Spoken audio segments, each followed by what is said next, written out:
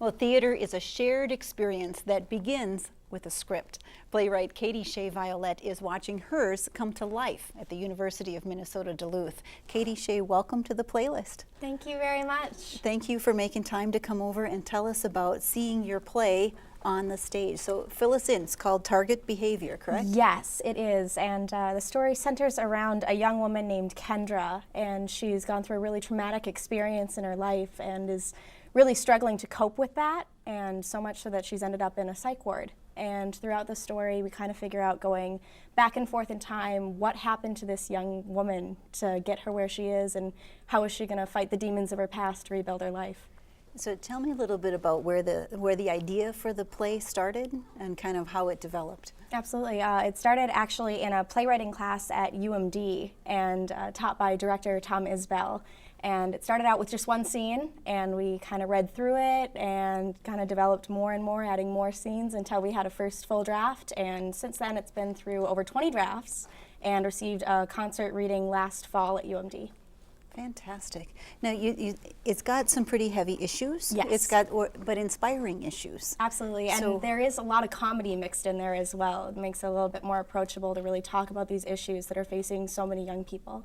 What's it like to have lived with the script and now see it actually in living, breathing? You can hear it, you can see what's happening. It's amazing. It's really, really a wonderful experience, and to see all of the life that these actors are breathing into these characters, and the amazing design team and production team that we've got behind the project is just really inspiring to see.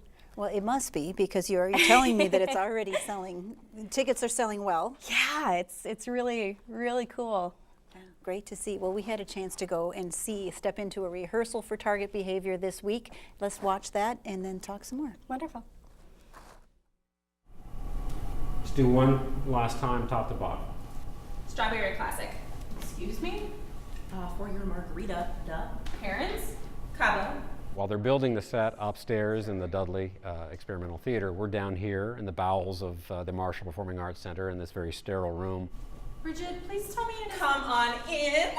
I do believe you remember this young lady. Tonight we're working exclusively with the boyfriend, Patrick. You've been hanging out with Bridget?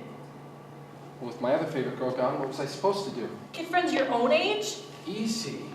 The faculty read this play and they were really impressed with it, and they got behind it and they said, yeah, let's do this in our main stage season, which was exciting because we've done a lot of plays by former students. I don't think we've ever done a play by a current student, so that's how much we thought of this play. What did I do? You know exactly what you did. Then say it. So let's lengthen that silence, make it even more uncomfortable. Okay. I'm Tom Isbell, and I'm directing Target Behavior. All right. Come get them. It's pretty exciting because no one has staged it before, so on the one hand, don't have anything to compare it with, which actually I kind of like.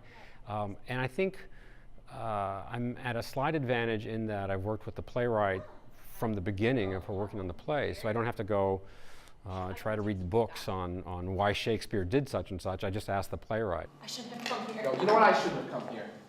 I think it's one of those beautiful plays that's about a person acquiring wisdom, and they have to go through a rather torturous path to get there, but they come out on the other side. Pat, please stay. It's totally not like that. That doesn't work on me anymore. If you want to leave, then go. This officially got through high school for me. And I think there's even more value in the fact that this is the first time you're going to see it, and who knows where this play could go and where this playwright could go, and always at UMD, where these actors and designers could go. So I think there's all kinds of reasons to see it. So how many times have you sat through rehearsal and listened to them? I mean, I've been privileged to see that many, many times. And is it refined over time? Does it change at all? Or Absolutely, absolutely. There's many, many rewrites that we go through, and even from major scenes to specific words to really make this the best piece of storytelling that we can get it. And how much input do you take from the actors and from Tom as the director? Well, it's really interesting to get that other input from other people and that other take on your characters, and you're sitting behind your computer typing away at who you think these characters are, and being able to see someone else come into the room and bring a totally new perspective and really reinforce some of the ideas that you've already been playing with is really neat. You were saying that there are characters sometimes that can be played by different genders, different ages, Absolutely. different kind of people can bring their own take to the characters that you've written. Absolutely, and I come from an acting background personally, so as an actor I'm always hungry for new drama that can be played by many different types of actors, that it doesn't fit a cookie cutter mold of how tall Kendra needs to be or what color hair she needs to have. It's about really truthful storytelling and how do we go through this journey with these characters. And tell me a little bit about the themes. Who do you think will resonate with some of these issues as far as defining your life and who you are and the things you encounter? Absolutely. It really jumps around to a lot of different areas. There's now a specific person who is really targeted for. It's targeted for young women. People of all ages in general really can enjoy some of the themes because it faces so many people on so many different levels, I think. Give me a sense of some of the themes. Some of the themes that we're really dealing with are being a young person and growing up with your friends, peer pressure, some of the ideas between that, family issues, and how people grow up to be the person that they're going to be, and all the different pieces that make that up and how much you decide of who you're going to be.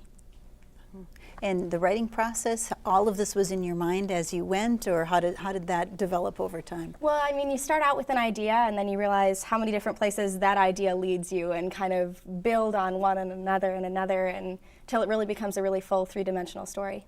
Well, congratulations. It Thank looks you like you very have a much. great cast and a great director and a wonderful script to work with. Well, thank you very, very much for having me on the show. You're welcome. And I just want to remind you, Target Behavior opens December 1st at the Dudley Experimental Theater right here at UMD. Tickets are available online. Funding for the playlist is provided by the citizens of Minnesota through the Minnesota Arts and Cultural Heritage Fund and by viewers like you.